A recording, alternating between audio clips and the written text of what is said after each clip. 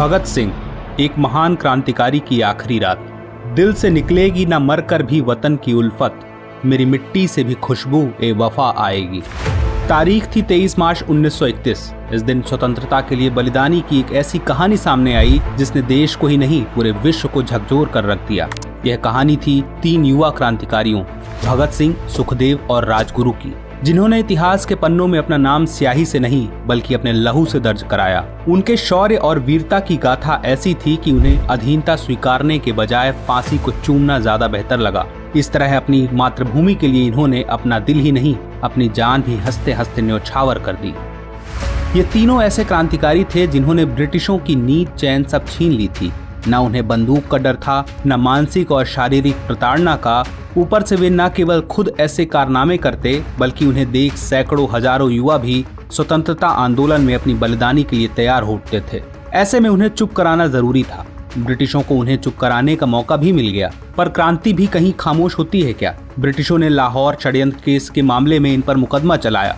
यह मुकदमा इन पर वर्ष 1928 में लाहौर में ब्रिटिश पुलिस अधिकारी जॉन सैंडर्स की हत्या के आरोप में चला। यह हत्या भगत सिंह, राजगुरु और अन्य लोगों द्वारा लाला लाजपत राय की मौत के प्रतिशोध के रूप में ली गई थी, जो साइमन कमीशन के खिलाफ विरोध प्रदर्शन के दौरान पुलिस लाठीचार्ज के दौरान गंभीर रूप से घायल हो गए थे। लेकिन इस केस की कहानी यहाँ से नहीं शुरू हुई थी। इस केस की कहानी शुरू हुई थी वर्ष 1929 में दिल्ली में केंद्रीय विधानसभा पर बमबारी की घटना से।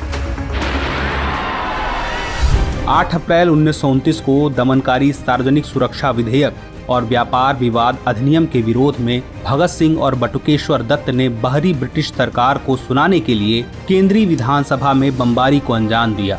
अपनी आवाज को जन जन तक पहुंचाने के लिए इन्होंने मौका होते हुए भी वहां से भागने की कोशिश नहीं की, बल्कि वे गिरफ्तार हुए और अदालती कार्यवाहियों से, अखबारों से अपने विचार लोगों तक पहुंचा कर पूरे देश में राष्ट्रवादी भावना का प्रचार किया। इससे ब्रिटिशों का रोष और बढ़ गया। ब्रिटिश जब इनके विरुद्ध केंद्रीय विधानसभा मामले में हिंसक गतिविधियों का आरोप नहीं लगा पाए तो भगत सिंह के विरुद्ध जांच तेज कर दी।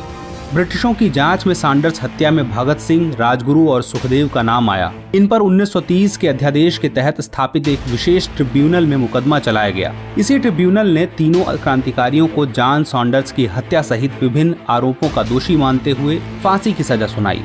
यह खबर जैसे ही अदालती दीवारों से बाहर गई, पूरे देश में मातम और आक्रोश का मिला जुला रूप देखने को मिला। 7 अक्टूबर 1930 यह वह दिन था जिस दिन उन्हें फांसी की सजा सुनाई गई थी। उस दौरान गांधी इरविन वार्ता का दौर चल रहा था। 5 मार्च 1931 को इन तीनों क्रांतिकारियों की फांसी रुकवाए बिना गांधी ने वायसराय इरविन से समझौता भी कर लिया। इस घटना के बाद पहली बार गांधी को लोगों ने काले झंडे दिखाए, पर गांधी की लाख कोशिशों के बावजूद इनकी फांसी रुकवाई नहीं जा सकी। उनके फांसी की तिथि 24 मार्च 1931 को होनी थी, पर देश में कहीं विद्रोह न भड़क उठे, इस डर से ब्रिटिशों ने एक दिन पहले ही इस घृणित कृत्य को अंजाम दे दिया। 23 मार्च 1931 की सुबह लाहौर सेंट्रल जेल में एक गंभीर माहौल था। तीनों युवा क्रांतिकारियों को सूचित किया गया कि उनकी फांसी उसी शाम को निर्धारित है। फांसी से पहले लाहौर सेंट्रल जेल में अनगिनत भावनाएं तैर रही थीं। 23 वर्ष के भगत सिंह पालथी मारकर बैठे थे। उनका चेहरा शांत था। वे रिवॉल्यूशनरी लेनिन पुस्तक में डूबे हुए थे।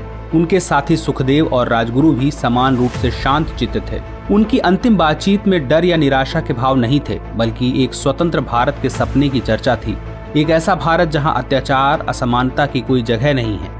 जेल से बाहर लोगों में अलग सी बेचैनी थी, इस बात से अनजान कि उनके नायक आज ही वीर गति को प्राप्त हो जाएंगे। शहर विरोध प्रदर्शनों की सुगबुगाहट और इन युवा नायकों के लिए मौन प्रार्थनाओं से बेचैन था। शहर की रोशनी मानो उस सुबह को रोकने की कोशिश कर रही थी जो अपने साथ दिल दहला देने वाली विदाई लेकर आएगी। भगत सिंह, राजगुरु और सुखदेव ने अपने अंतिम घंटे प्रार्थना, चिंतन और लेखन में बिताए।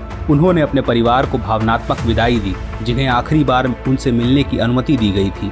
जैसे ही शाम का सूरज डूबने लगा, तीनों स्वतंत्रता सेनानियों को फांसी के तख्ते पर ले जाया गया। साधारण सफेद कुर्ता और पैजामा पहने भगत सिंह स्थिर कदमों से चल रहे थे।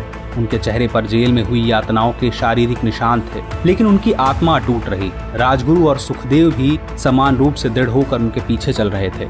सर्वोच्च साहस का परिचय देते हुए भगत सिंह, सुखदेव और राजगुरु आखिरी बार गले मिले।